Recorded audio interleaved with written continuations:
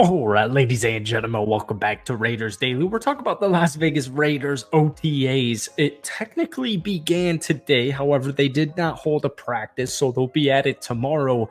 We're going to go through a couple of things that I'm keeping an eye on and that you guys should and probably are as well. And, the main thing, obviously, is being the quarterback battle. That's first and foremost. We heard it quote earlier today from Antonio Pierce, the head coach of the Las Vegas Raiders.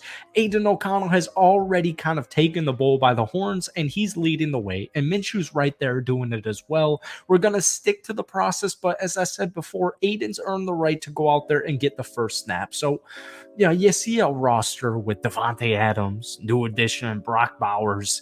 And when you look at the Raiders offense in general on paper, offensive line, running back room, tight end room especially, wide receiver room especially, it appears the only thing stopping Las Vegas from gaining that kind of mainstream media attention is the quarterback room. Everybody's looking at it. Nobody really has a clue anything about Aiden O'Connell, folks.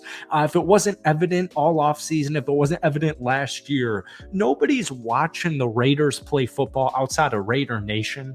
And that's where everybody gets confused because Aiden O'Connell can play, and that's what we know. But nonetheless, everyone loves Gardner Minshew, and everyone appears to think Gardner Minshew is going to be the day one starter. I think it's going to be Aiden, but I am glad Gardner is there as a backup QB just in case. But that it's going to be the main headliner. That's going to be the main selling point for the Raiders media room all off season from here on out is going to be the quarterback room. So I love Aiden O'Connell. I love Gardner Minshew. And the way I view it is whoever wins it, I feel good. I feel confident running with it for the rest of the season. But once again, I fully anticipate it to be Aiden O'Connell. Now, before we get any further into tonight's video, if you guys enjoy it, be sure to hit that like button, hit that sub button for daily Raiders content. Try and get this video to 100 likes. That would mean the absolute world to me. So the big thing is how Brock Bowers is going to be used alongside Michael Mayer and also Luke Getsy's offense. So Brock Bowers was listed as a tight end, but lined up all over the place during his career at Georgia. He played 52.5% of his snaps as a slot receiver, 36.6% as an inline tight end, 9.5% as an outside receiver, and even logged some snaps in the backfield as an H-back. Now, obviously, Michael Mayer, last year's second-round draft pick, obviously won't just be benched.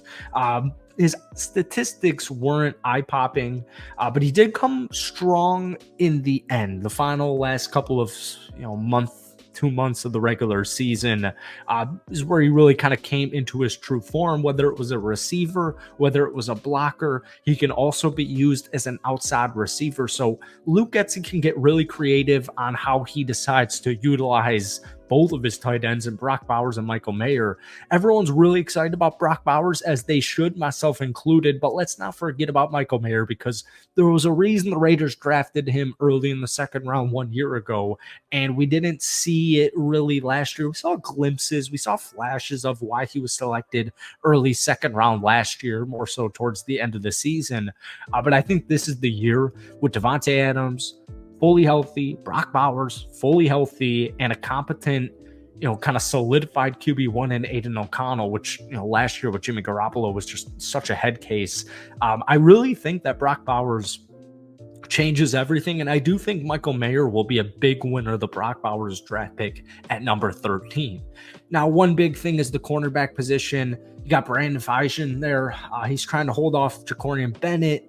You got Jack Jones kind of solidifying QB or CB1 duties. You got Nate Hobbs expected to be the starter in the slot. Now, Brandon missed 13 games last season with a knee injury, but he started 9 games in 2021 and 4 for the Indianapolis Colts back in 2022. Antonio Pierce said he's been impressed by second-year player Jacorian Bennett this offseason, but keep in mind the Raiders also drafted DeCamerion Richardson in the 4th round and MJ Devonshire in the 7th. Richardson, 6'2", ran a 4.3 40-yard dash. On paper, cornerback 1, Jack Jones, cornerback 2, Jacorian Bennett, and then the slot cornerback, nickelback would be Nate Hobbs. It wouldn't shock me in the slightest if DeCamerion Richardson the fourth round selection.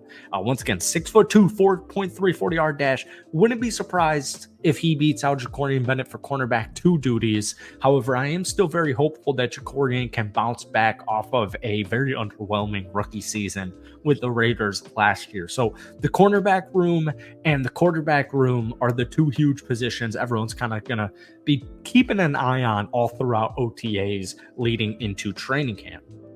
Now, finally, we got the interior offensive line. So you got Colton Miller. And by the way, all this stuff is from Vic Tafer over at The Athletic as far as information goes.